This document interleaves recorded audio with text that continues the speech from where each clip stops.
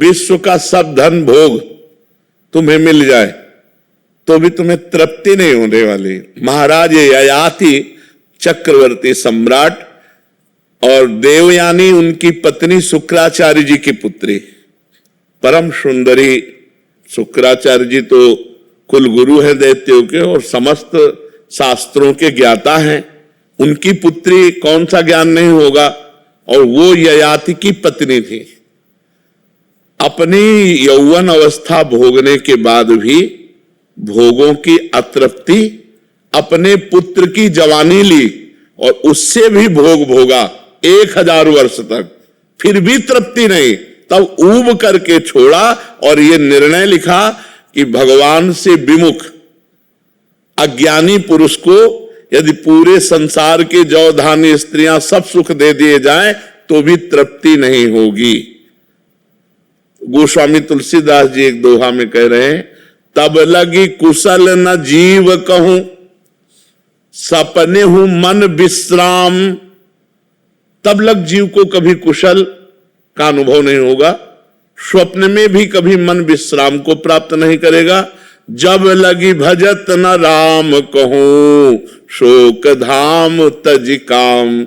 इन कामना और वासनाओं का त्याग करके जब तक भगवान का भजन नहीं, तो कामना और वासना की पूर्ति से कामना वासना बढ़ती है और कामना वासना के त्याग से शांति प्राप्त होती। त्यागात शांति निरंतरम। जब हम कामना और वासनाओं का त्याग, अब अंदर कामना वासना के त्याग करने की हिम्मत नहीं रह गई। जो मन कहता है वो करना पड़ता है। मन कहता है आज खाना है तो अब वो खाना है, ये भोगना है तो भोगना है, अगर नहीं भोगेंगे तो अशांत कर देगा। तो अशांति दूर करने के लिए भोग भोगने की इच्छा रखते हैं। और जबकि भोग भोगने से अशांति बढ़ती है, भोगों के त्याग से शांति बढ़ती है। वो त्यागा शांति अनंतरम।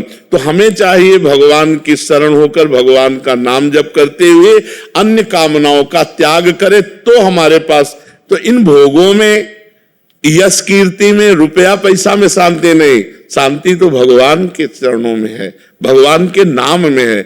एक गरीब आदमी हो, भगवान का नाम जप कर रहा हो, भगवान के भरोसों में मस्त। एक अरबपति है, भगवान से विमुख है, वो चिंता, उसे नींद की गोली खा के सोना होगा।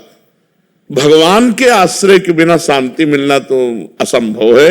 ये पक्की बात समझ लो, ये पक्की बात। मन कहता है कि अमुक संख्या धनराशि हो जाए तो मैं, लेकिन अमुक संख्या होने पर उससे बढ़कर कामना हो जाती है और वो कभी तृप्त नहीं होता।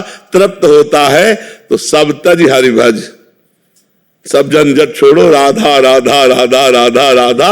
और जैसे भगवान रख रहे वैसे संतोष करो और अपने धर्म से कर्म करो, यही जीवन का लाभ। नहीं तो कभी संतोष के बिना ये कामनाएं कभी नष्ट नहीं होते। बिन संतोष न काम न साही और अछत काम सुख सपने उनाई। और जब तक कामनाएं तब तक अशांति ही अशांति है।